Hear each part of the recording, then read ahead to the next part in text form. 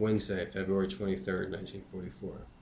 Dear Kitty, it's lovely weather outside and I'm quite perked up since yesterday. Nearly every morning I go to the attic where Peter works to blow the stuffy air out of my lungs.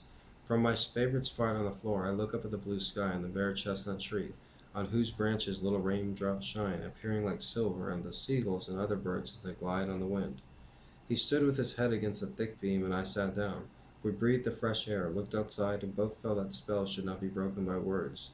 We remained like this for a long time, and when we had to go up to the loft to chop wood, I knew that he was a nice fellow.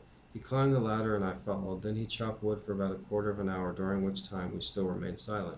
I watched him from where I stood. He was obviously doing his best to show off his strength, but I looked out of the open window too, over a large area of Amsterdam, over all the roofs and to the horizon, which was such a pale blue that it was hard to see the dividing line.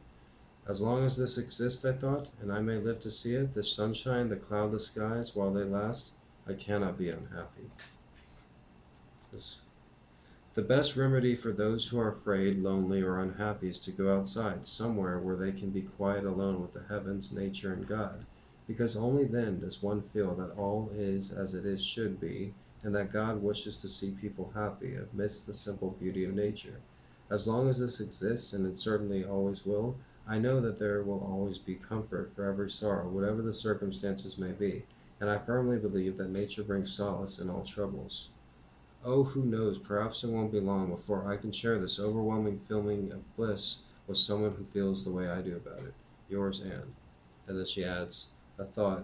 We miss so much here, so very much, and feel so alone. I miss it too, just as you do. I'm not talking of outward things, for we are looked after in that way. No, I mean the inward things, like you. I long for freedom and fresh air, but I believe now that we have ample compensation for our privations. I realized this quite suddenly when I sat in front of the window this morning. I mean, inward compensation. When I looked outside, right into the depth of nature and God, then I was happy, really happy. And Peter, so long as I have that happiness here, the joy in nature, health, and a lot more besides, all the while one has that, one can always recapture happiness. Riches can all be lost, but that happiness in your own heart can only be veiled, and it will still bring you happiness again as long as you live.